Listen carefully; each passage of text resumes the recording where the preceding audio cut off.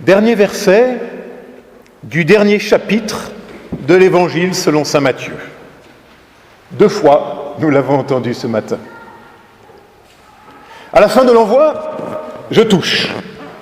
Envoi final, donc, ultime des disciples par le Maître, afin que tous les hommes, que toutes les nations puissent être touchés par l'eau du baptême, par la grâce de Dieu. Afin que le oui inconditionnel que Dieu dit aux hommes puisse rebondir de nation en nation, de peuple en peuple, par-delà nos frontières de culture, de race, d'ethnie, de sexe, de classe sociale. Car une bonne nouvelle, ça se partage. Cela se crie sur les toits de Paris à grand renfort de sonneries de cloches, comme cela se murmure au pied d'un lit de malade, dans une cellule de prison, jusque devant nos tombeaux et nos cercueils. Car la fin de l'histoire, les derniers mots deviennent pour nous commencement. Le commencement d'une autre aventure, d'une autre présence. Et voici, dit Jésus, je suis avec vous tous les jours. L'absence extérieure se fait pour nous présence intérieure. Mais me direz-vous, où est-il pourtant l'homme de Nazareth, dans ce monde tellement en proie à la folie, à la violence et à la démesure? Eh bien d'abord, chaque fois que nous baptisons justement, chaque fois que nous faisons retentir une parole autre, une parole qui accueille et qui bénit, au milieu de toutes nos paroles de haine et de violence, chaque fois, le Christ est présent au milieu de nous. Oui, le Christ est là, dans sa parole proclamée, maintenant, comme dans sa parole administrée et rendue visible par ses sacrements. Oui, Christ est là, présent, vivant et vivifiant. Mais il est là aussi, en nous et entre nous. Il est là dans le visage du frère, de la sœur reconnue comme telle, par-delà ses handicaps et ses souffrances. Il est là, le Christ présent, nous donnant, dit le texte, pouvoir, autorité sur le malheur, afin que celui-ci n'ait plus le dernier mot sur nos existences. Je vous donne autorité. Mais ici, un piège nous guette, me semble-t-il. Celui de croire que ce pouvoir, cette autorité qui nous est donnée par le Christ, ferait de l'Église et de nous des héros de la foi. Que cela nous dispenserait de nous affronter aux doutes et aux ambiguïtés de tous nos engagements. Eh bien, pas du tout. Je dirais même tout au contraire. Cet envoi, cette présence promise, acquise même, se réalise non pas au cœur de nos certitudes, mais bien dans le terreau de notre fragilité enfin acceptée. Davantage même, dans le terreau de nos doutes. Car le doute, c'est le terreau de ma foi. Oui, vous avez bien entendu, le doute est le terreau de la foi. Mais monsieur le pasteur, me direz-vous, on nous a toujours appris au catéchisme que le doute était l'ennemi de la foi, l'opposé de la foi. Eh bien, ma sœur, mon frère, moi, ce matin, je te dis exactement le contraire. le doute est le terreau de notre foi. Et ce n'est pas moi qui le dis, c'est l'Évangile, selon Matthieu. Avez-vous bien fait attention? Quand ils le virent, dit le texte, ils se prosternèrent, mais quelques-uns eurent des doutes. Quelques-uns eurent des doutes, et c'est pourtant sur ces doutes que les disciples sont envoyés en mission pour baptiser. Oui, me direz-vous, mais quelques-uns. Donc si c'est quelques-uns, c'est pas tous. Ouf, l'honneur est sauf. Et pourtant, elles sont drôles, nos traductions. Ménageant la chèvre et le chou, ici, la bonne réputation des disciples. Pourtant, le texte grec, et les évangiles ont été écrits en grec, le texte grec, lui, est très clair, et eux doutèrent. Oïdé. Eux doutèrent. Là où le traducteur rajoute quelques-uns pour sauver les apparences, le grec dit bien que tous, eux tous, doutèrent.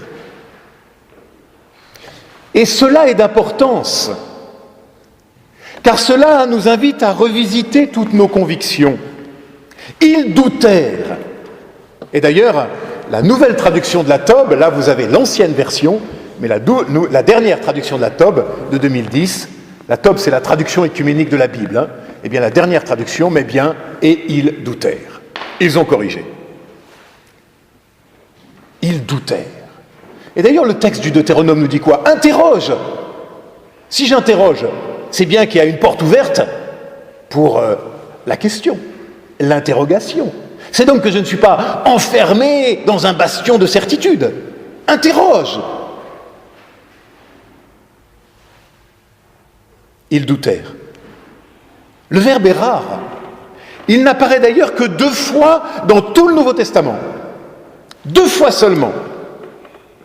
Et oui, et même dans l'épisode de Thomas, le mot, vous le savez, n'est pas dans le texte, car il ne s'agit pas de cela. 2 fois seulement. 2 fois chez Matthieu. La première fois, lorsque Pierre marche sur les eaux. Et puis ici, lorsque la fin devient commencement. Comme pour nous faire enfin comprendre, avec Pierre comme avec l'ensemble des disciples, que c'est bien sur le doute que naît la foi. Que c'est sur le doute que l'envoi en mission des disciples est possible, afin de nous libérer de toute tentative et de toute tentation, de fanatisme et d'intolérance de toutes sortes, et Dieu sait si nous en avons besoin. La foi n'est pas citadelle, la foi n'est pas tour d'ivoire de certitude, non, la foi est élan de vie, elle est risque, et ce risque dans toutes nos ambiguïtés pour faire triompher une parole de vie au milieu de toutes nos paroles de mort. Je n'ai pas le temps ce matin de vous montrer que le doute, c'est un peu comme le cholestérol, qu'il y en a un bon et puis c'est vrai, un moins bon. Mais c'est sur le bon doute que je voudrais encore m'arrêter quelques instants, car nous l'avons tellement renié, bafoué, caricaturé, humilié, ce doute qui est pourtant notre humanité. Mais au XVIe siècle déjà, le théologien protestant, d'abord ami de Calvin, le théologien protestant Sébastien Castellion, va s'élever contre la prétention des églises et de Calvin lui-même, et il va se fâcher avec Calvin, de pourfendre justement le doute et de brûler tous ceux qui s'en réclament. Il écrit, dans les années 1550, un petit livre qu'il intitule magnifiquement « De l'art de douter et de croire ». De l'art de douter et de croire. Et l'ordre des mots, bien sûr, est d'importance. On rentre par le doute et on débouche sur la foi. Je cite quelques lignes de Castellion. Je pense qu'elles n'ont pas perdu d'actualité. Il y a en effet une certaine espèce d'hommes, écrit-il, qui veulent ne douter de rien, ne rien ignorer, qui affirment tout avec audace. Si vous n'êtes pas de leur avis, nul doute à leurs yeux qu'il ne vous faille condamner. Non seulement ils ne doutent pas d'eux-mêmes, mais ils ne souffrent pas que d'autres doutent. À la vérité, je tiens moi-même plus de choses pour certaines et éprouvées qu'ils ne voudraient. Car, pour ne pas aborder les autres thèmes, je tiens pour certains et éprouvés que les hommes font preuve de témérité dans leur zèle pour tout affirmer et pour condamner si audacieusement ceux qui ne partagent pas leurs opinions, et je crois devoir faire en sorte, avec l'aide de Dieu, qu'eux aussi tiennent pour certains et pour éprouver ce qu'à présent ils ignorent, pourvu du moins qu'ils acceptent, comme ils le doivent, de se départir enfin de leur amour-propre, afin d'entendre et de considérer la chose elle-même dans un esprit bienveillant. Si j'enseigne qu'il faut parfois douter, je ne le fais pas sans raison sérieuse. Les hommes de la Bible n'auraient jamais tué tant de prophètes et de saints hommes. Ils n'auraient pas mis à mort enfin le Fils de Dieu et ses apôtres s'ils avaient su douter. Et imitant les Israélites, plus que le Christ lui-même, les chrétiens, aussi bien que les gentils, n'auraient jamais tué tant de saints martyrs au long de tant de siècles s'ils n'avaient su douter. Et aujourd'hui encore, dans les églises chrétiennes, les plus saints des hommes ne sont-ils pas parfois mis à mort un peu partout ? Eh bien, si les chrétiens doutaient un peu d'eux-mêmes, ils ne commettraient pas tous ces meurtres dont nécessairement ils auront à se repentir avant qu'il soit longtemps. Fin de cette longue, trop longue citation.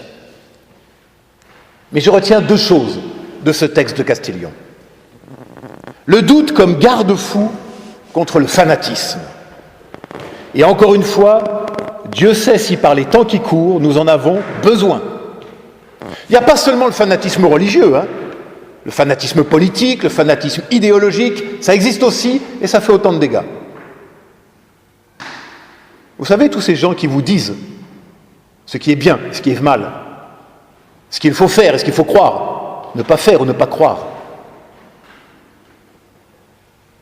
Mais il y a un petit mot qui est au cœur de l'argumentation de Castillon et que je voudrais faire résonner, la bienveillance. Afin d'entendre et de considérer la chose elle-même dans un esprit bienveillant, écrit-il. La bienveillance, et je crois que là, il met dans le mille. Voilà ce dont nous avons le plus besoin. Poser sur le monde et sur nous-mêmes un regard bienveillant. Car qu'est-ce que cette bonne nouvelle que nous avons voulu marquer sur Adélaïde ce matin, comme sur Edgar et Auguste avant elle? Sinon ce regard bienveillant de Dieu pour eux, pour toi, pour moi, pour nous. Ce regard bienveillant qui fait de nous, dit Paul, des fils, des filles adoptives.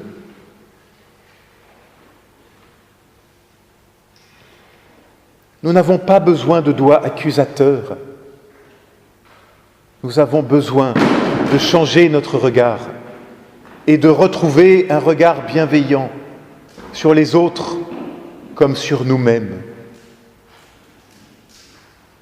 Toi, tu crois que tu ne vaux pas la peine ? Eh bien, dit l'Évangile, tu es plus grand que tu ne le crois. Car personne jamais ne se réduit à ses échecs et à ses errances aux yeux de Dieu.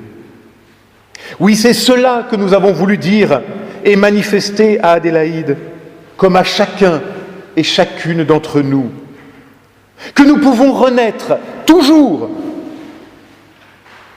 Car vivre, c'est naître à chaque pas. Vivre, c'est renaître à chaque pas par la seule force d'une parole bienveillante, ce oui que Dieu dit au monde et à toi. Amen.